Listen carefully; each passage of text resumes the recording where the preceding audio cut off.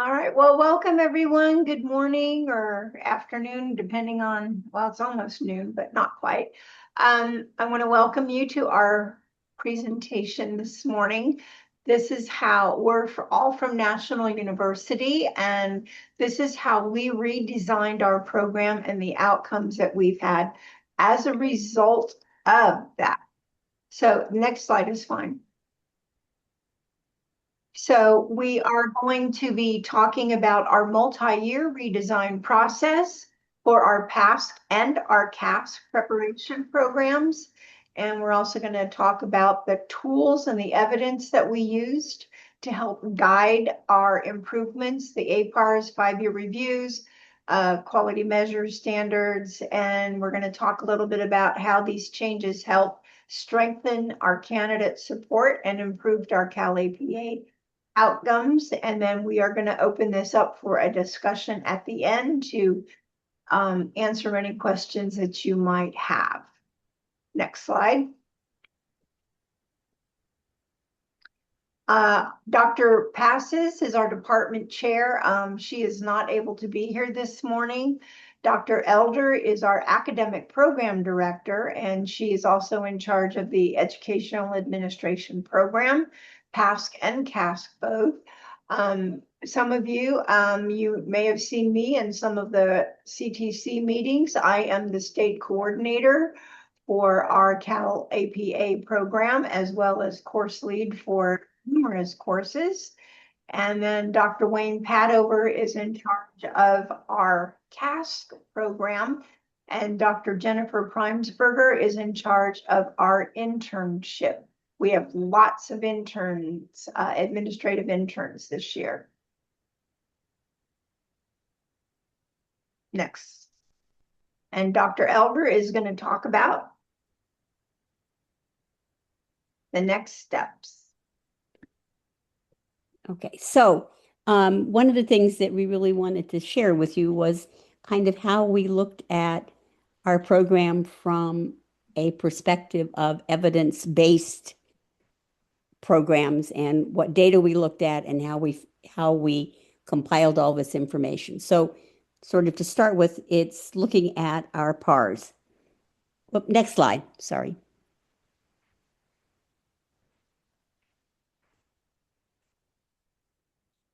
Next slide.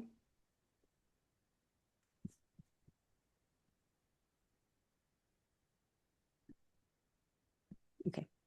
So in our organization, we sort of have two areas that we look at for our programs. One is our program annual reviews, which we do every year, and it gives us an opportunity to look at data across the programs.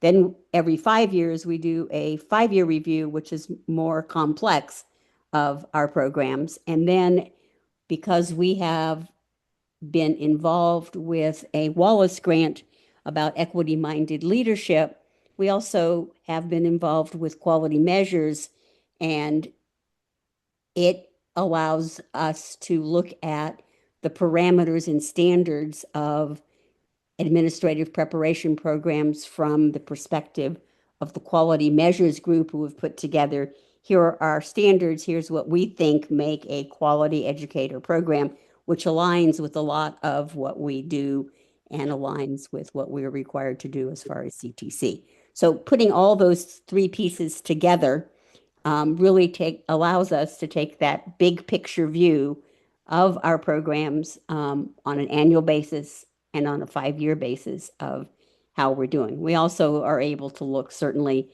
at student feedback and so forth, even monthly if we have the opportunity or want to. So one of the things that we looked at in our PARS, so 5 years ago, we decided that, and this was also part of being a part of this Wallace grant, but we had already decided that we wanted to revisit our programs and to look at how we were doing. And so the big piece that we looked at for a data source was looking at our Cal APAs and how were we doing on those. And we looked at all of the rubrics. Where were students doing well? Where were they not doing as well?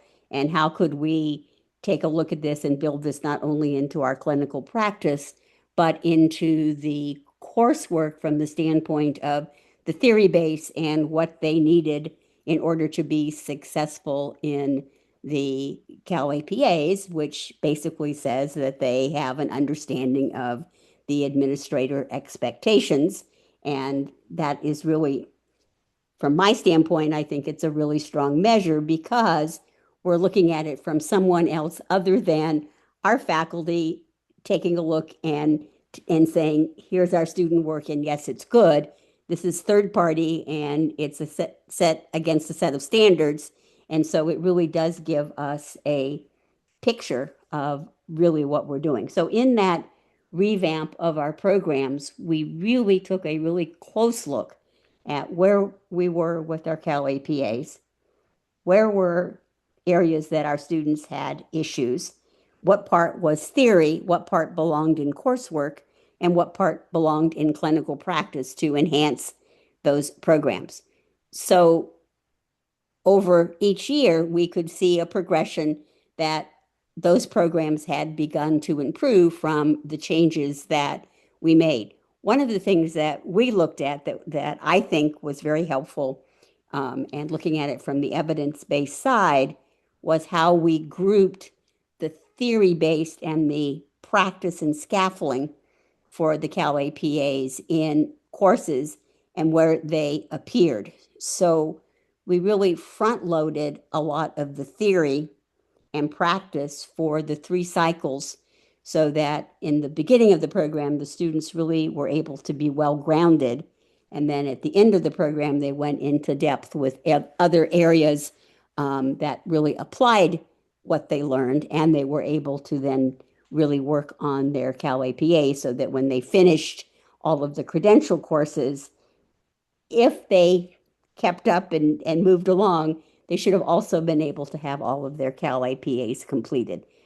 Most of our students take a little time after they finish their credential courses to complete their Cal APAs because they just get pushed back or other things happen and they just don't complete them. But we do have good completion rate and good pass rate, but that has improved over time that we were able to take a look at from our PARs and taking a look at those areas. Next slide. So the next is 5-year review.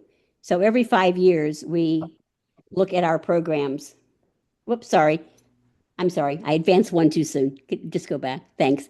So our 5-year review takes a look at our program over 5 years and really goes in depth with enrollment, retention, resilience, persistence, graduation rates, all of those things that all of us at institutions have to take a look at to look at the quality of our program and how students are doing, student feedback. And then as part of this process, which I think also is a validation or helps us take a look at our programs, is that we have someone who is outside of our institution who looks at all of this information and provides feedback for us about what do they think about the program, how do they think we're doing, do they have advice, do they have things that they might suggest that we could improve on. So again, it is a triangulation of data from what we see, what we collect from our students and other data sources, and then we have a third-party outside person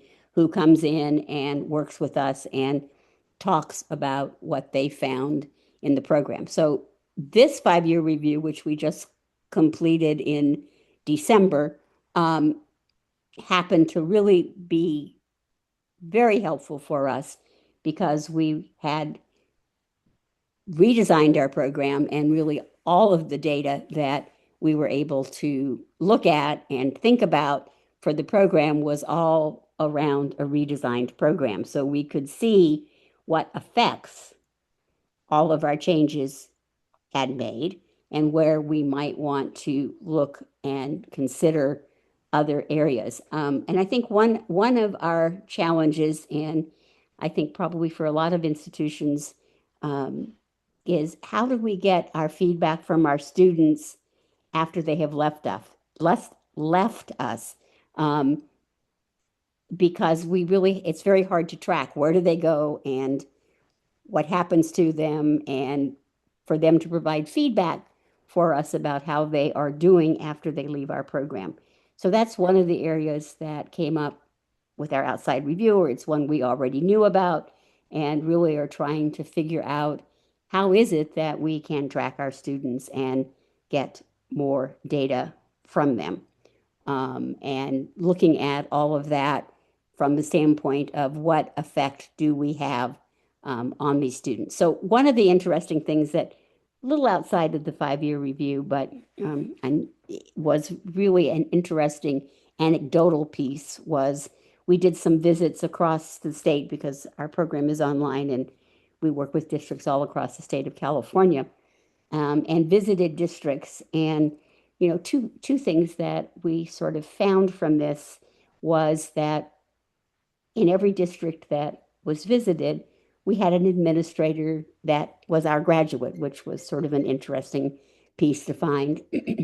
And that from talking with them, how successful, and some of them had been out of the program for a long time, but that they thought the program had prepared them well, and moved forward. So that's sort of another interesting piece. But it is, how do you find a way to really look at that on a regular basis and think about how you're making with how your students are being successful when they go into districts. One of the things that we are really going to look at is, as they leave whatever district they are currently employed in, because we have that information, is just to really hone in on that and to work on making those connections to see, a year out, 2 years out, how are you doing? If you didn't have an administrative position when you left us, have you gotten one? Did we prepare you well? And how is it that you are doing, or what is it that you think that would have been more helpful for you as you move forward? Next slide. So the other piece, and we were very fortunate, we are part of a Wallace Foundation grant with Fresno Unified School District, and there are universities and districts across the country that are part of this grant. And it is to provide an equity-based pathway for leaders in districts across the nation. And so we're working with Fresno Unified, and as part of that, we did quality measures, which is a self-study, which is in some ways a lot like sort of program accreditation that we do with CTC, but ask different kinds of questions because they're looking at it from the perspective of all of the parts of a teacher preparation program, from how is it that you recruit students, how do you decide admissions of students in programs, how is your program organized, what does your clinical practice looks like. And so there's 6 standards that you sort of look at and figure out all of the pieces. And we used all of the data and evidence from this study before we changed our program. So again, it's using evidence, both quantitative and qualitative evidence, to really make program changes. And I think this really helped us make some significant changes in our program when we revised it 5 years ago. And then as we did the 5-year review, we found that what we did and what we found from quality measures did make an impact and a difference. And then this year we also redid quality measures and took a look at our clinical practice, particularly because that was one of the areas that we felt we probably needed the most fidelity across all of the students in our program, because again, we're not working with 1 or 2 districts, we're working with multiple districts. And so how do we design our program so that we meet the needs of all of the districts that our students work with? And so by taking a look at that, gathering that evidence, talking to students, talking to our partners, as we looked at quality measures, we were able, to make those changes and redesign changes. So that evidence really made a big difference in our program redesign. And then as we went back every year and did our PARs, we saw incrementally how we progressed by using our evidence. And then when we did our 5-year review, that sort of showed us the accumulation of looking at all of this evidence, how our program had changed over time, and that the areas that we were concerned about had improved. And of course, it's always about that continuous improvement loop and being sure that, you're monitoring and thinking about your evidence and looking at it to help students be able to be as successful as they can in the program, and to look at that across all of the program. And just sort of to summarize or wrap it up, I think one of the things that I felt that we really did a very good job on that improvement was really taking apart the Cal APAs, all 3 cycles, and figuring out where our students needed the most help, which parts we didn't cover as well in our coursework,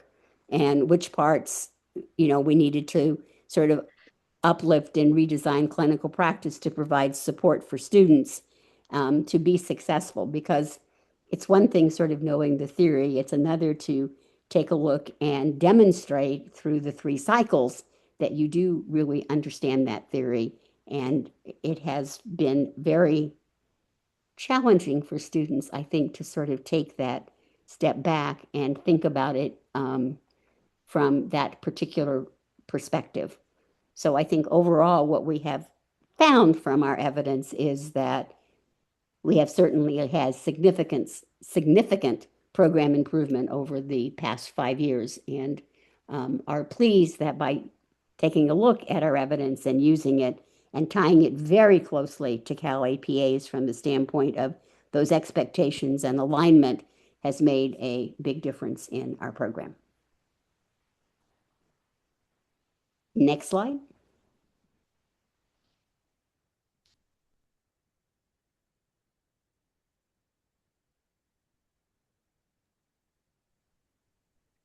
Took me a while to find my unmute button. Sorry about that. So as Dr. Elder said, what we really had to do when we were doing the quality measures and reviewing all of our data was we did go back and we looked at our coursework. So we wanted to scaffold into our coursework a lot of the elements, not the complete Cal APAs, but some of the things that they would have to do to be successful in passing the Cal APAs. Next slide, please. So we did redesign all of our courses, and we intentionally scaffolded some of the things that they had to do for the Cal APAs. As an example, one of our classes is EDA 655. In that class, they had to go into the California dashboard, and they had to look at data. They had to see where their school was struggling, different things like that. So by having that assignment in that class, that kind of prepared them for when they actually had to move into the application part so that they could do the equity piece in cycle 1. So we did create assignments with feedback loops that would help the students get an understanding of not only the assignment and to do well with the assignment, but then when they did shift into the APA work, when they had their fieldwork class, their fieldwork assignment course, they weren't like deer in headlights. Oh my gosh, this is the first time I'm seeing this. What am I supposed to do? So we really did try to build some of those assignments into the courses leading up to when they did their fieldwork assignments. Okay, next slide. So our clinical practice is intentionally open ended. We do have our students, they have the support of their instructors, of course, throughout their coursework. When they get into their fieldwork course, it is a 3-month course, and they work specifically with one highly trained instructor who is extremely familiar with Cal APA. We actually have several of our instructors for this class that are Pearson reviewers for the various cycles. So that really does give them a more grounded feeling and situation. We also have them find a mentor at their district or their school where they're working, and the instructor of the course, along with the student, meets with the mentor at their site to help build their fieldwork experiences. And we have the CAPES embedded in these fieldwork experiences, our fieldwork log that they have to complete, which is turned in twice throughout the program at the halfway point so that they can be checked and monitored to see how they're progressing. And then it's turned in again at the end of their program. But that's how we are trying to bring the CAPES into the clinical practice. Next slide. So our fieldwork instructors, like I said, they've been hand selected. All of them have administrative experience. Several of them are still working as full-time school administrators, and they work for us as part-time or adjunct faculty. Our fieldwork, since it is spread out over 3 months, each month that students are enrolled in this class focuses on one of the Cal APA cycles during that particular month. These fieldwork courses are limited to 5 students per section of course. So students are given very intensive one-on-one instruction. Our instructors hold weekly meetings to go over assignments, as well as they will do individual one-on-one Zoom meetings with candidates as they need the assistance and the help. We really, really welcome all kinds of feedback from students.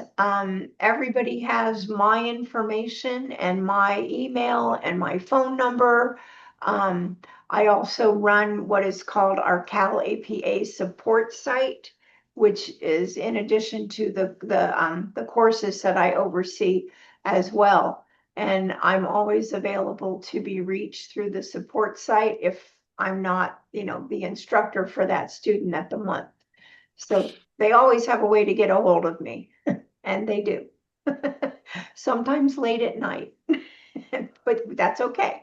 I tell everybody I'm a vampire. I'm usually up till 1 or 2 o'clock in the morning. So I tell them, don't worry, if you call me or text me at 11 o'clock, I'll respond. Next slide. One of the other things that I do in my capacity as our Cal APA state coordinator is I hold 2 meetings twice a month. And this is for anyone in our program.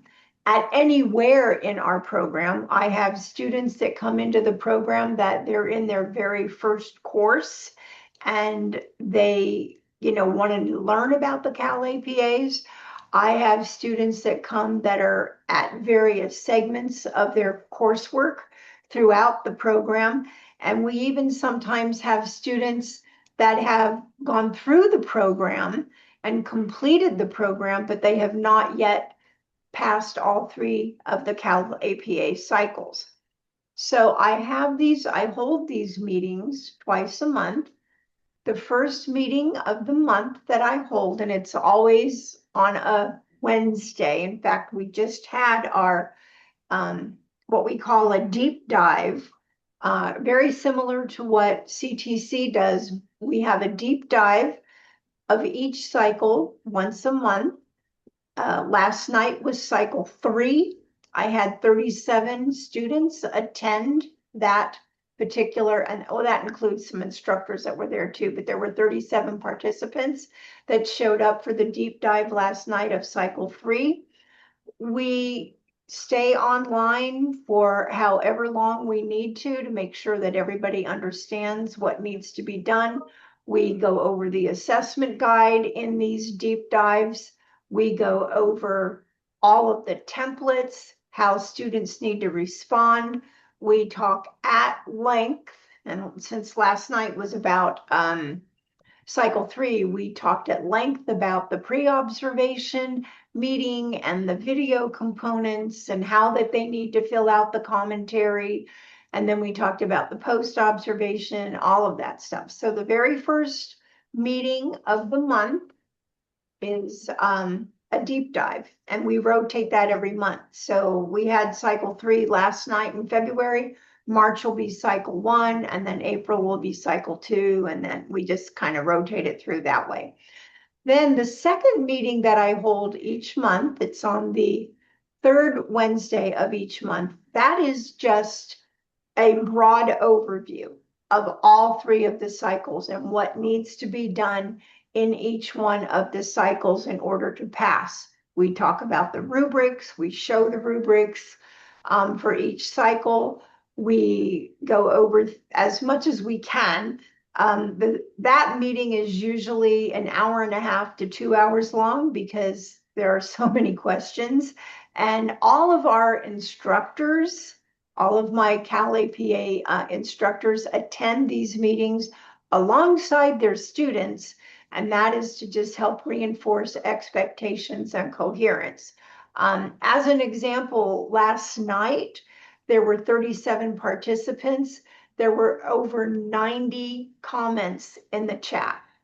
So as I am talking and I am presenting the information, my instructors are in the chat and they are responding to the questions that the students pose, which really is incredibly helpful. Otherwise, I'd be in these meetings for probably 3 or 4 hours trying to get to everybody's chat.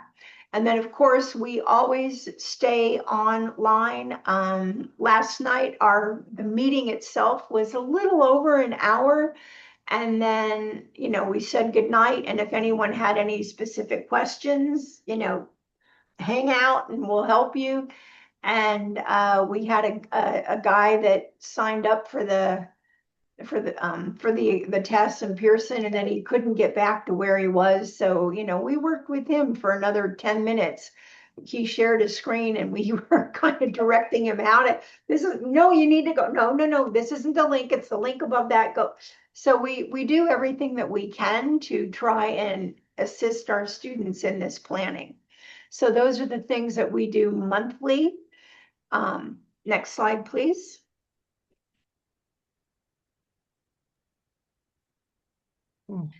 And as a result of everything that we've done, from the revision of our courses, building in all of these scaffolds so that students aren't, like I said, they're not freaking out when they actually have to start doing the actual assessments themselves. We have built a stronger, more flexible, standards-aligned preparation program. We have really, throughout this process, we are better meeting the needs of our candidates as well as the school districts across the state. We are an online university and we get people as far away as Humboldt, which is way up by the Oregon border, all the way down to, Mexicali, which is, just across the street from Tijuana or Mexico.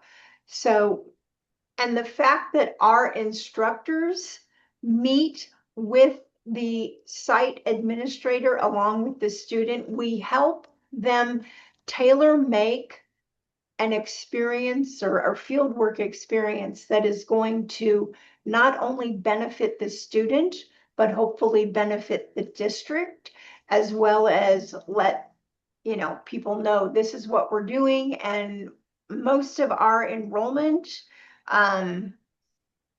from our program, National doesn't do a whole lot of advertising online or on television, as you may have noticed. Most of our enrollment comes from word of mouth. And as Dr. Elder said,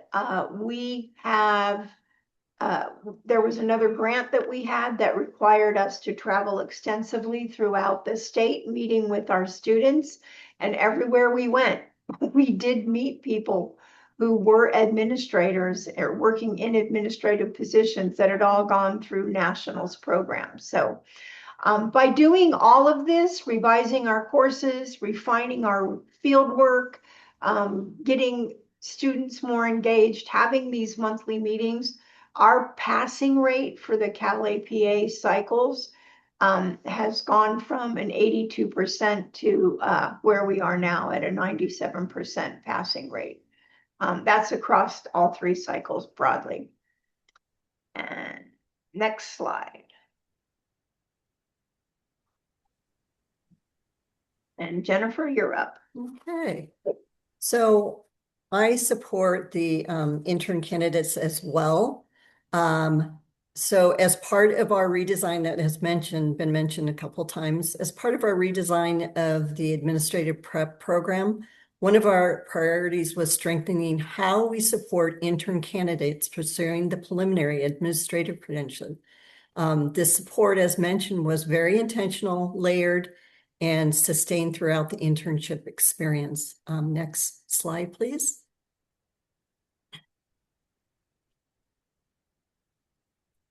First, intern candidates are supported by multiple National University support providers. This includes National University faculty and very importantly, the clinical practice course instructor who also serves as the university support provider, or we call them USPs.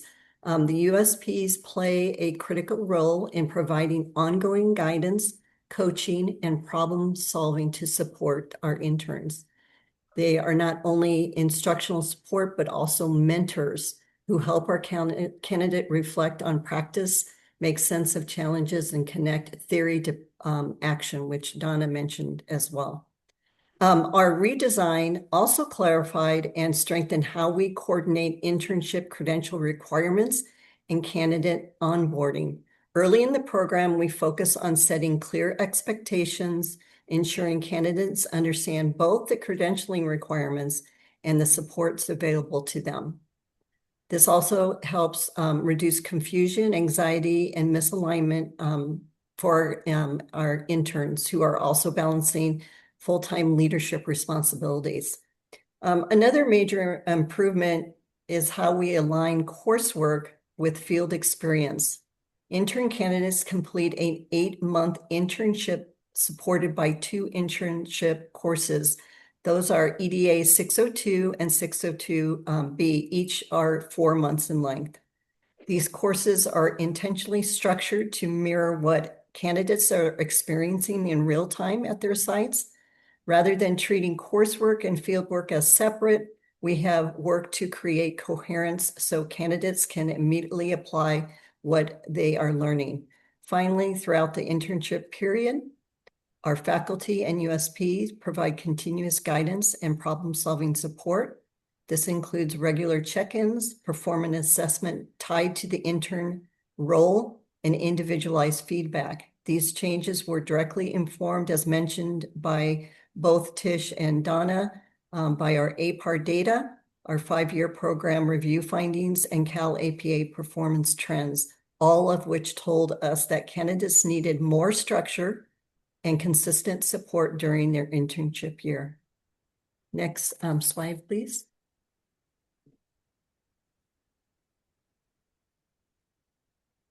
The second area of focus on how coursework, field experience, and partnerships with districts come together to support intern candidates more effectively.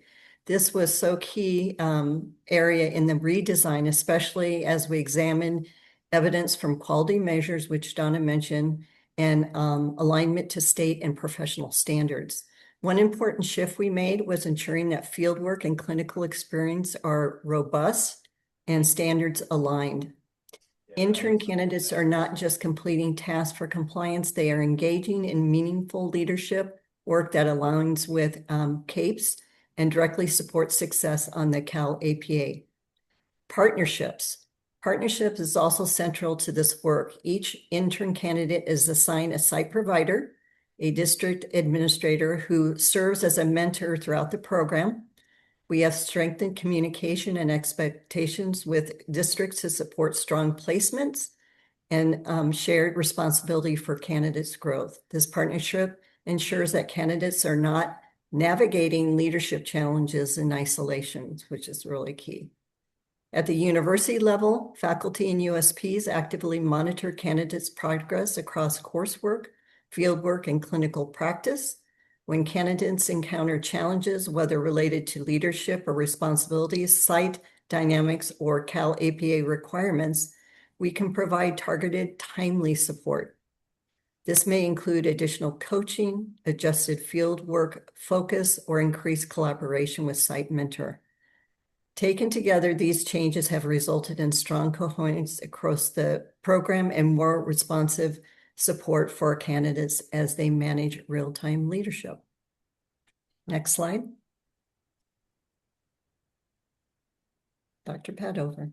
Okay, thank you, Jennifer. Appreciate it.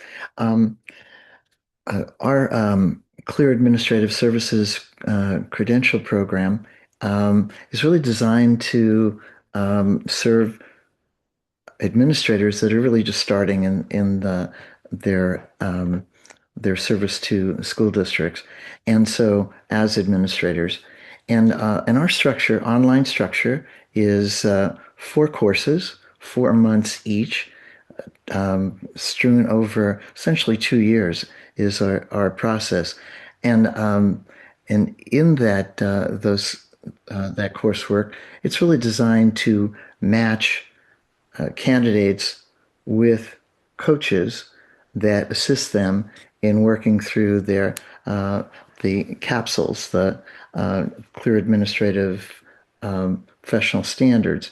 And so 6 of those, and everything from community relations to setting vision for the organization. And that the critical part of this program is that relationship with the coaches. We've been recognized by the Learning Policy Institute, nonprofit private think tank, as being one of the most innovative induction programs in the country. And the piece that they came away with of being most impressed was really our process for aligning coaches with candidates. What we do is have them have candidates give us a number of candidates that might serve as their coach, and allow us to talk to them, have the instructor of their classes speak with them, and as it relates to, are the goals aligned in terms of coaching a candidate? And we've really gone against the literature as it relates to this notion of, should we be using supervisors with candidates as coaches? And what we found, and now it's been close to 12 years, is that we can do that, and it works very well if, in fact, we clarify with the supervisor when they're serving as supervisor and when they're serving as coach. So we work with the coaches and through our instructors, and we work with the instructors on a quarterly basis through each year in terms of what's working in the program, what's not working in the program, and we can move the next slide. Good. And just in talking about the basis of how we're working through our relationships with the instructor and the coaches coming together to serve each candidate. And it is, as we all know, it's always about relationships. We put a lot of work into the building of those relationships and our coaching process. We can move to the next slide. And in part, as it relates to the professional development for our coaches and our instructors, that we will do role play. We'll look at a variety of coaching models, and making sure that we're finding processes that work well for the coach and for the candidate. At this point, the our process has been one of providing the most administrative credentials in the state, and that's been, as mentioned earlier, a word of mouth for the most part. And so we're feeling very proud about that program, and just the idea that we make certain that our instructors are both current practitioners as well as retired personnel, and making sure that we have that interchange and that those relationships with the instructors are very cohesive, such that they feel as though they can share openly of what's working and what's not, and share best practices. That completes my report.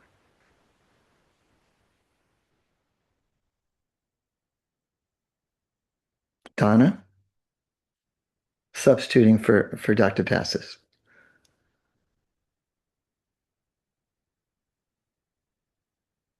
Oh, let's get you unmuted. There we go. So everyone take a deep breath. I know there's been a lot of content shared, and start thinking about what kinds of questions and kinds of interactions and what you can share from your institutions as we begin to move into that area. But at this point, sort of summing up what we have done and where we are, is that one of the things that we really feel responsible for and look carefully at is the impact that our program has across the state of California, and that we do credential the most administrators in one single year from one single institution.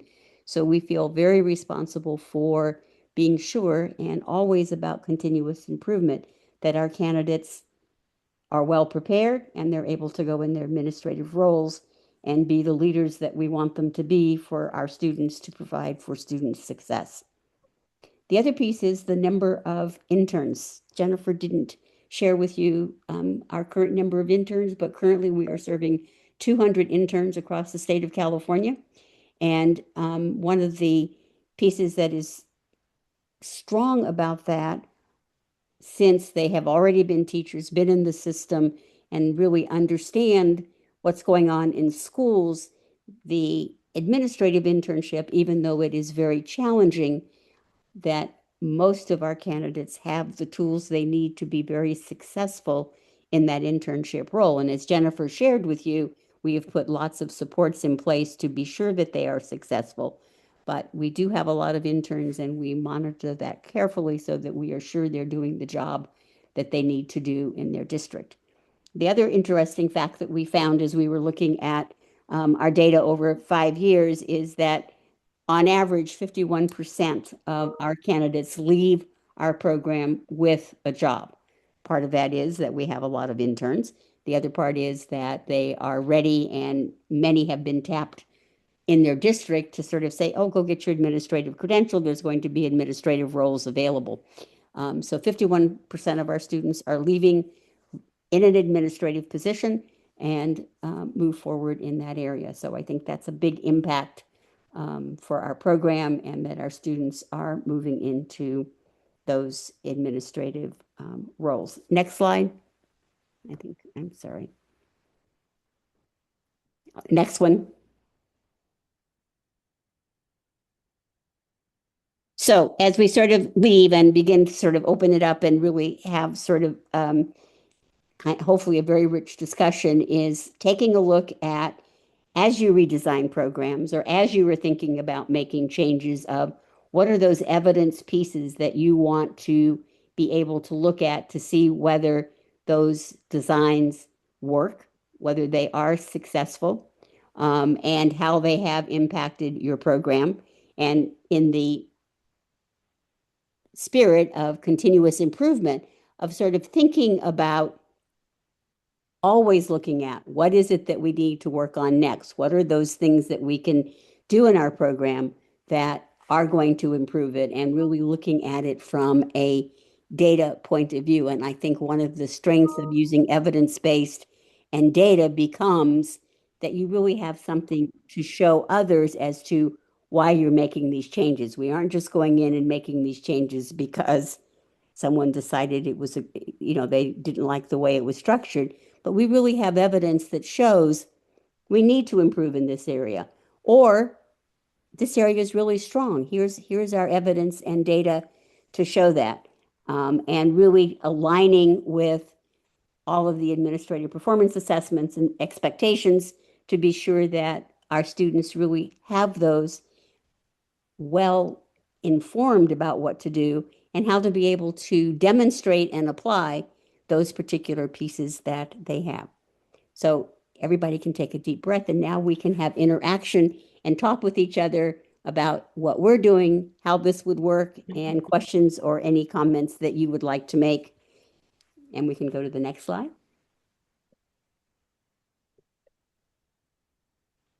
And maybe open this up to gallery. Tish, you want to open it to gallery? Yeah.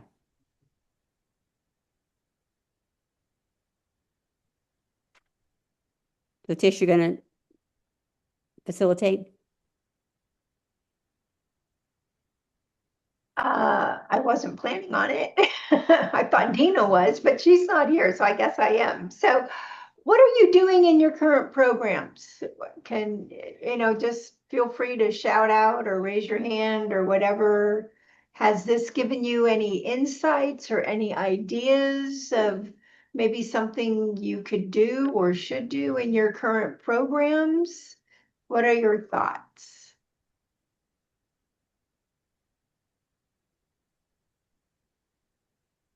Using appropriate wait time. And if you feel more comfortable to put it in the chat, I can monitor that too, Tish. Yeah, that's fine. Oh, come on, you guys got to have something to Or questions or questions or anything?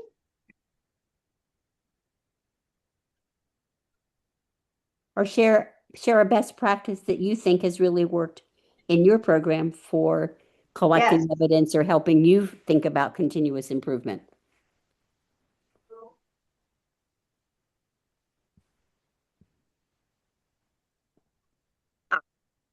So please share some, oh, okay, there we go. So Donna or Diana, please share some specifics about changes you have made to your program as a result of your data. Okay, so I'll start, and then Tish has made a number I know also. But so, for example, one of the things that we did was look at our course sequence. And as I mentioned, we start our theory-based for all of the Cal APAs early. So the first course in our program introduces them. The next course, they really get all of the theory and practice with how you do cycle one of big data, how you look at data, so that they have that opportunity. Then they go into looking at sort of how do you work with the group, how do you look at what changes you might want to make, so that they get that foundation and scaffolding.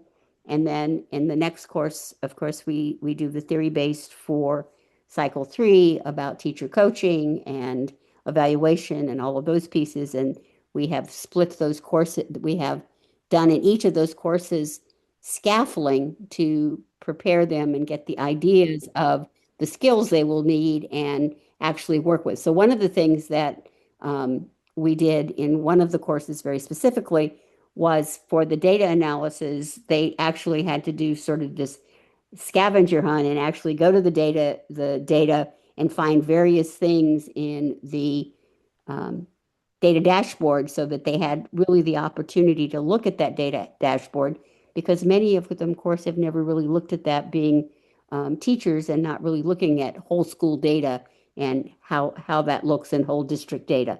So we've really tried to pick out those important pieces that we know, kind of moving from a teacher role into an administrative role may be very different perspectives than you have looked at before. You want to add anything, Tish, with? Yeah, the other thing that we've done is we do get into results analyzer, and we do see how our students are doing. And next, in a couple of weeks from now, I'm going to be meeting with all of our instructors, and we're going to be reviewing the data from our particular students from August through December of this of 2025, to just look at where we sit in terms of our students, how our students are doing in each of the rubric breakdowns in comparison to the state. There are some areas where our students are not scoring as high as the state average, and there are some areas where our students are scoring higher than the state average. So this way I can work with our instructors, and then they can in turn work with their students to see, what needs to be beefed up, which one of these rubrics in these cycles, are they really, really struggling in, so that when we're teaching the Cal APA fieldwork course, that's the 3-month course where they focus on each cycle a month. What do we need to be doing differently as university professors to make sure that our students are really grasping these concepts to help boost their rubric scores so they continue to pass? We definitely have done that. Mhm. And just to add, I think I think sometimes we think about Cal APA, and really, I think the piece that we need to think about, it really isn't about passing Cal APA. I know we all get very focused on what are their scores, how are they passing, and yes, that's very important. But I think the more important piece is taking a look at the Cal APAs. What are they asking our students to do? How does that connect to their administrative practices? Because really, that's what they're supposed to be demonstrating in these. So how is it that we're sure that we teach these strategies so that when they do go and get their administrative positions, they do know how to look at data. They do know how to look at, where are my equity gaps? What can I do about them? How do I coach a teacher? How do I begin to do walks and do those things, so that we really look at them from the standpoint it's telling us how well we are preparing our students. Mhm. Others. Just a share out to the team. Donna shares Jacobson that structured coaching sessions, overview, then small breakout groups with assigned coaches. And then Kathy shares we are trying to embed past coursework with Cal APA requirements. Thanks for that sharing. Mhm. Yeah, the scavenger hunt has been just amazing, because, most of the people that come into our, PASC program, the majority of them are teachers and, in the classroom. And so they've never really had a reason to delve into, accountability. And so sending them to the California dashboard, to their school accountability report card, sending them out and having them hunt for all of these different things.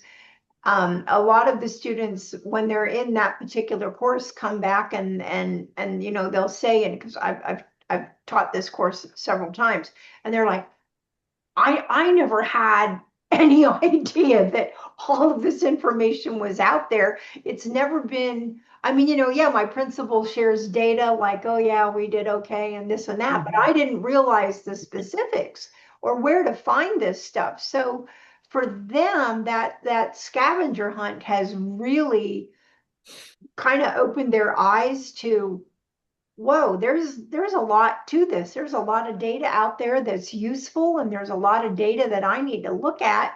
And then when they get into cycle one, because they did such extensive work in that particular course, it's easy for them to, take that information or get new information. At least they know where to go to find the information that they need to be able to come up with that equity gap when they're actually doing the cycle one assessment. So that's really helped. So Dr. Tamron Tooker is asking this question: has anyone done any research to see if passing the Cal APA actually translate into better leadership performance in the field? That is an excellent question. To my knowledge, I don't know that there is. Marissa, do you know if there's been anything done about that, or is it some?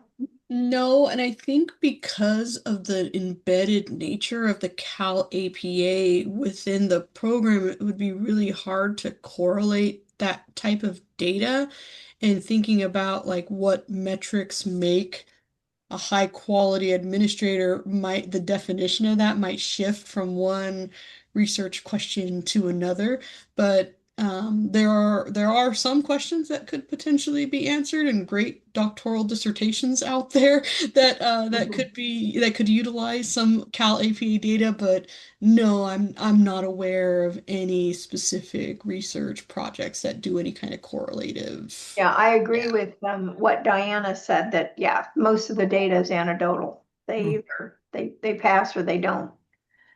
Well, So but I think we have to go, I think even though I'm not sure that there's any, research that makes the correlation, if you did well on the Cal APA and passed all of those and then you became an administrator, what is that translation and how does it translate?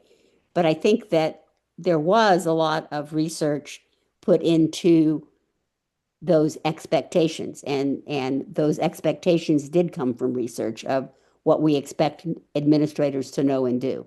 So I think with the premise that those expectations are supposed to correlate to being an effective administrator, but those are the skills that they need, that one would hope if you did a study that you would find a correlation between how students did and how they're doing in an administrative role. But there's more than those expectations, that there's all those soft skills that also play into it that they don't measure in being an effective administrator. So, I but guess it would be a very interesting study.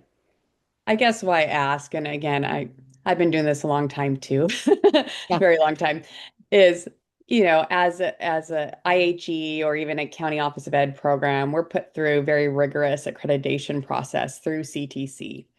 If our programs are indeed based on the CAPE, and which I know the one I designed at a prior university was, if you really align it appropriately and then you go through accreditation process, it would seem like we are being validated that we are teaching what we're supposed to do and our candidates are indeed learning what they're supposed to be learning regarding leadership, and we're, the ones that are signing off on them.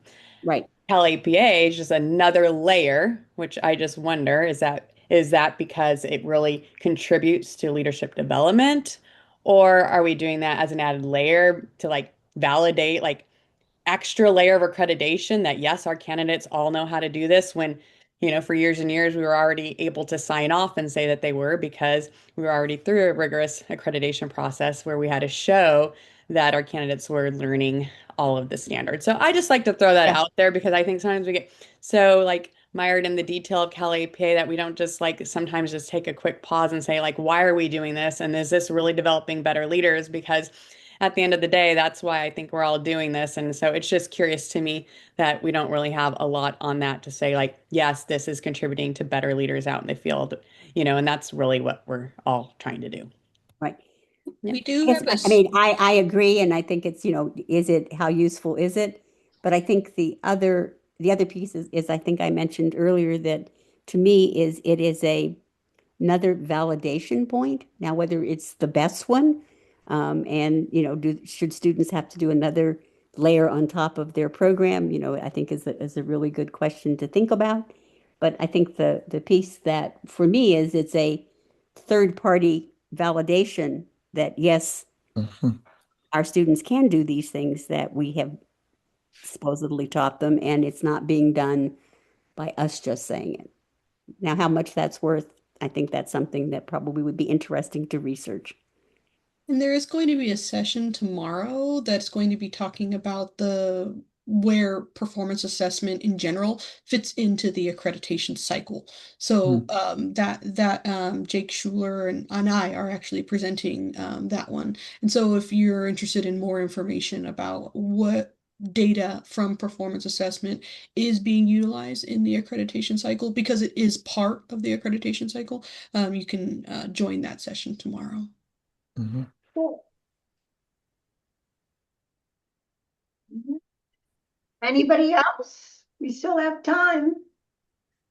Or you have a longer lunch break.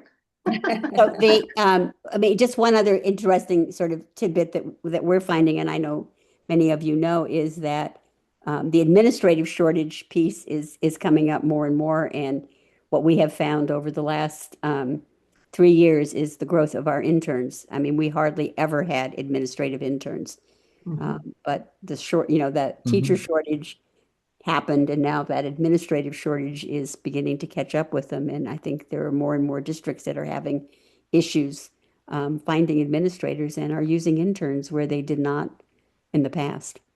Mhm.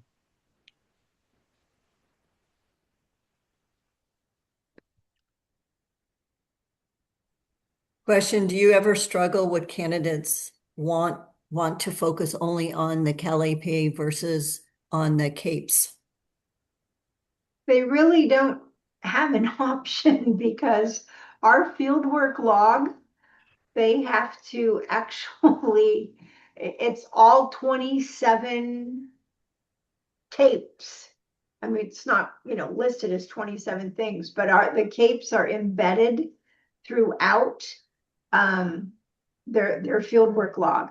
And as just like last night, as I was going through the assessment guide, and you go through the rubrics that are listed in each of the assessment guides, at the very, very end, there are cape strands there. So I let our students know, make sure that you are looking at these capes. If you don't know what they are, go into your fieldwork log and look. 2D is, this one, or 2C is that one. And make sure that you are, maybe while you are writing to this template, or while you are thinking about how to answer this question, try to incorporate some of that into your writing. So I do think that, at least when I hold these meetings and I teach the fieldwork course, that I really try to emphasize that they need to be focusing on the capes in addition to the Cal APAs. Mhm. But, most of them are just really, really concerned and really worried about, and I just want to pass this and just, I just want to make sure I pass this, and I pass it the first time, I don't have to go back and take it 2, 3 times, because each time they got to take it, they got to pay again, unless there was, some kind of a weird issue or something. So, and yeah, your Dr. Tooker said enrollment's been increasing, and now that you can accept, and yeah, the trend's going to continue, um, because we hardly ever had interns, and now there's like over 200 of them. I mean, that's just nuts to think that we have that many people out there, and my heart goes out to them, because not only are they, some of them like a deer in headlights, because they've been thrown into administrative role, and they're still having to take coursework, and they're still having to do additional things because they're an intern that maybe they wouldn't have. It's a lot. It's really, really a lot. And so providing support to those interns is as essential, if not more essential, than it is just, to provide support to all of our candidates and all of our students, which, we definitely try to do. So yeah, it's challenging for sure.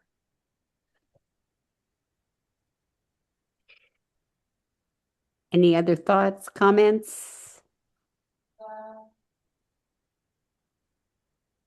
I myself was an intern administrator. When Oh, I there earned you go. my admin work, when I was completing my admin work, I had come from being a associate director at UC Merced over to the County Office of Education to manage their teacher preparation program. So I had the knowledge and information and the doctorate for doing all the work at the university. But when I transferred over to K-12, I had to get an admin credential.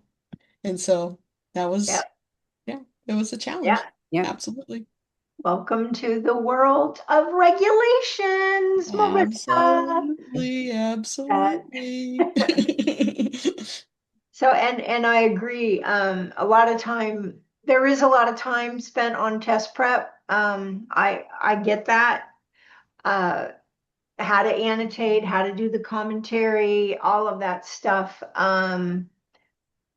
But I do think that, at least I try to stress with all of my students is yes, you need to do this, you need to do this well so that you can pass, but do not forget that, this is just one step, and you really need to focus and do that reflection, because I know the reflections are still scored the lowest of all the rubrics, based on the information that we got at the last coordinator meeting. The rubrics, the reflection pieces still seem to be the lowest, because it's very hard to talk about yourself in terms of how something really, really helped you and is going to help you grow as an administrator, and now you've discovered that maybe looking at data isn't your strong point and you really have to spend more time, delving into that deeper. So I do think that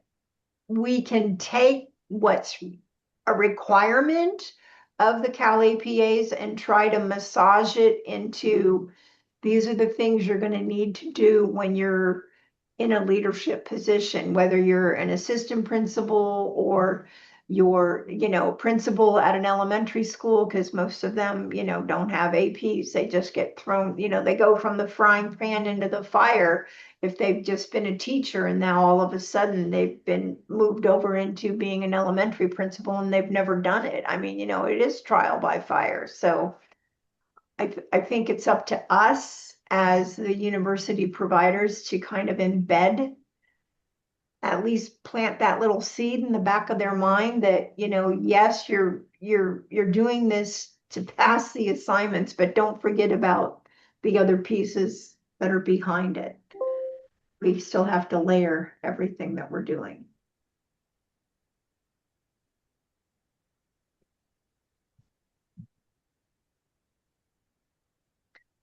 All right, well, I guess that's it. So thank you all for being here. Thanks everyone for coming. Appreciate it.